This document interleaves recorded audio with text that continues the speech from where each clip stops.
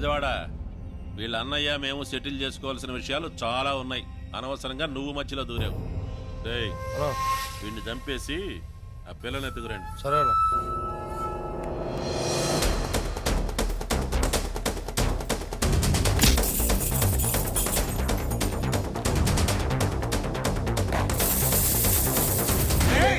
చెల్లెలు నా బెజవాడతో బ్యాంకుల బజార్కి పంపించే నువ్వేం బేగుతా ఉంటావు ఇంట్లో? నా చెల్లికి ఏమైనా అయిందో? నీ చెల్లెలకి ఏం కాదు, పెళ్లి అయింది అంతే. దానికోసం వెతుకులాడబడలే. ఆ బ్యాంకుల బజార్కి పోయే బెజవాడోడి బాడీ కోసం వెతుకులాడు. అవును, అసలు మనం ఎందుకు పరిగెడుతున్నాం? వాళ్ళు ఏమైనా చేస్తారని. ఎందుకు? మనమే చేస్తే పోలా?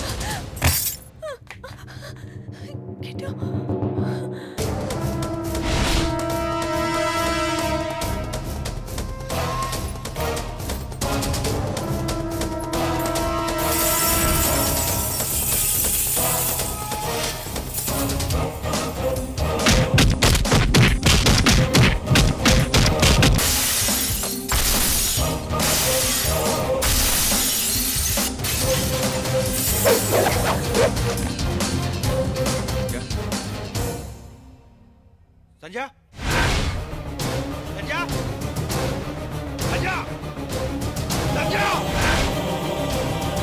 సంజయ్ సంజయ్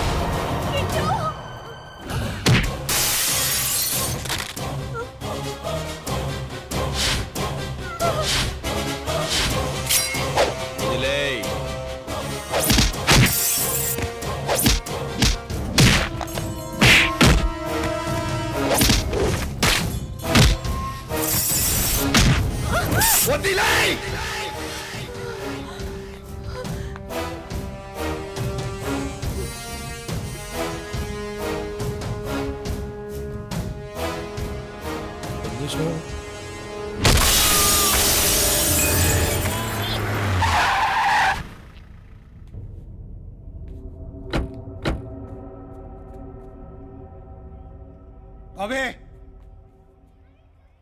అన్నయ్య, ఇలా వచ్చావేంటి అన్నయ్య? నువ్వెందుకు వచ్చావు? బ్యాంగిల్స్ కొందామని వచ్చాను, కానీ బెల్ట్లు కొన్నాను. అవసరం కదా అని. సంధ్య ఎక్కడా?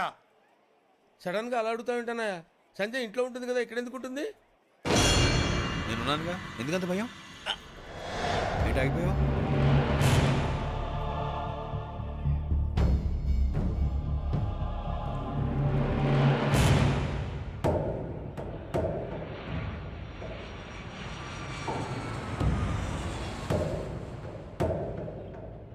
ఏం కనిపిస్తున్నాయి నీకు? ఇళ్ళు. ఆ ఇళ్ల మధ్యలోనే శ్మశానాలు, సమాధులు కూడా ఉంటాయి. ఒక డబ్బున్న అమ్మాయిని లవ్ చేస్తే ఈజీగా లైఫ్ లీడ్ చేయొచ్చని అనుకుంటే ఇళ్లలో ఉన్నవాళ్ళు ఆ సమాధుల్లోకి వెళ్ళిపోతారు. ఎవడు ఏం చేసినా ఎలా బతికినా చివరకు మిగిలిది 6 అడుగులు పొడుగు 3 అడుగులు వెడల్పు సమాధి అంతే. అందులోకి ఎంత లేట్గా వెళ్తే అంత మంచిది. లేట్గా వెళ్ళామా ముందే వెళ్ళామా అనేది పక్కన పెడితే మీరు చెప్పిన చాలా ఓల్డ్ ఫిలాసఫీ. మనుషులు బట్టి సమాధి సైజు మారిపోద్ది. ఎన్టీఆర్ సమాధి 6 ఎకరాల్లో ఉంది, ఇందిరాగాంధీ సమాధి 60 ఎకరాల్లో ఉంది. ఎదవో సోదాపి విషయం ఏమిటో చెప్పండి.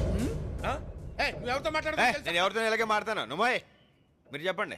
తిక్కగా మాట్లాడినా తింగర్గా మాట్లాడినా నీ మీద ఇక్కడ సాఫ్ట్ కార్నర్ ఉంది, అందుకే మాట్లాడుతున్నా. నువ్వు కొట్టింది ఎవరి మనుషులనో తెలుసా? తెలీదు. జక్కా మనుషుల్ని. సడన్ గా ఆడాడు. స్నేహితులు తప్ప శత్రువులు లేని నాకు మొట్టమొదటి శత్రువు వాడు.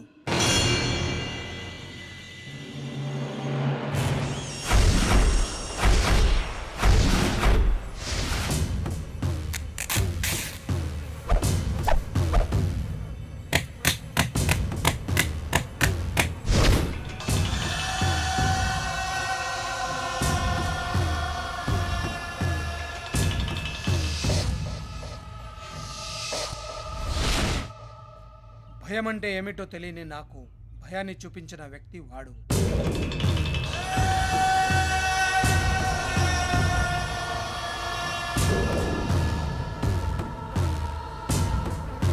అసలు ఏం జరిగిందండి?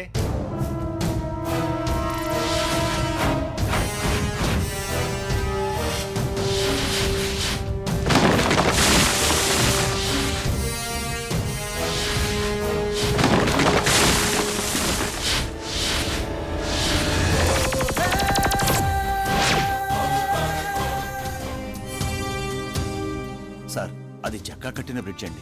జక్కా గురించి మీకు తెలీదు. జక్కా గురించి నాకు తెలియదు, కానీ అతను కట్టిన బ్రిడ్జ్ గురించి తెలుసు. అందుకే గవర్నమెంట్ నన్ను రిపోర్ట్ చేయమని చేస్తాను. జరిగిన నష్టానంతా అతనితోటి కక్కిస్తాను. జక్కా చాలా డేంజరస్ పర్సన్ సార్. నేను జక్కాకి భయపడను, జనానికి భయపడతాను. ఇదోకేనా నాన్న? ఏదైనా ఎల్లో షేడ్లో తీసుకోమ్మా, పెళ్లి కూతురు కదా. అలాగే ఆ ఎల్లో సారీ చూపించండి. అవి పర్సనల్గా ఇచ్చేయి, ఇవి పోస్ట్ చేయి. అలాగే ఈ డబ్బు తీసుకెళ్లి కళ్యాణ మండపానికి అడ్వాన్స్ ఇచ్చేసిరా. ఇస్తాను సార్. ఓకే. శేషాద్రి గారు, అయ్యా నమస్కారం. నమస్తే, వస్తున్నా. మీరు పెళ్లి కొడుకు తాలూకానా? జక్కా తాలూకా అంటే జక్కా మనుషులు, నేను జక్కా మేనమావని, వీళ్ళందరూ జక్కా ఫ్రెండ్స్. చంపమంటే చంపతారు, నరకమంటే నరకతారు, పెరకమంటే పెరకతారు.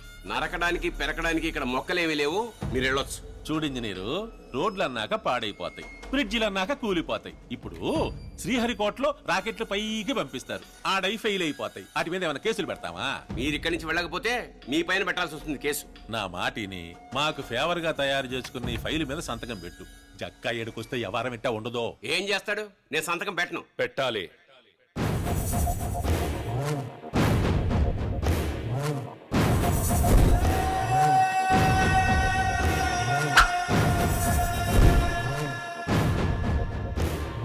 నా పేరు జక్క, పెద్ద ఎదవని. మా మామయ్య ఇంకా పెద్ద బోకు. ఉట్టయ్య నిజమా? నీకు కారుందా? సొంత బిల్డింగ్ ఉందా? ఏమీ లేనివాడివి అన్నీ ఉన్నవాడితో పెట్టుకుంటే ఉండే ప్రాణాలు కూడా ఉండవు. సంతకం పెట్టు. నీకు ఇన్ఫ్లుయెన్స్ ఉంటే కోర్టులో తెలుసుకో, మా ఇంట్లో కాదు. నాన్నా నీ కూతురా? పెళ్లి కూతురు.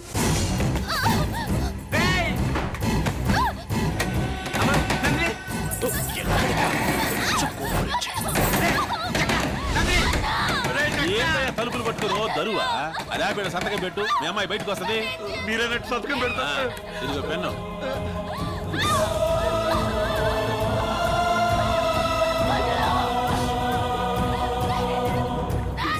హలో, ఇక్కడ పని అయిపోయిందిరా.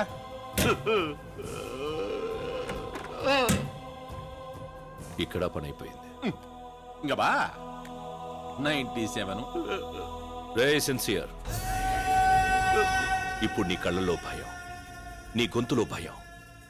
ఇదే భయం నా పేరు చెప్తే అందరిలో ఉండాలి.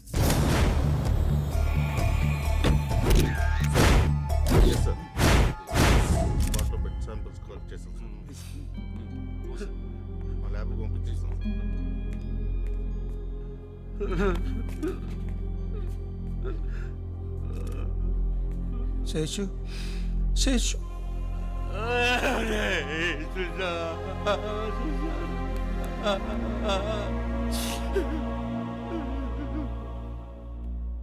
నా సిన్సియారిటీకి మెచ్చి భగవంతుడు ఆడవాళ్ళందరినీ తీసి వెళ్ళిపోయాడు, నా కూతుర్ని కూడా.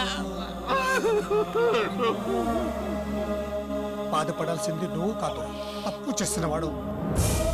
నీ కన్నీళ్లకు కారణమైన ఏదో కొడుకుని ఊరికే వదలను.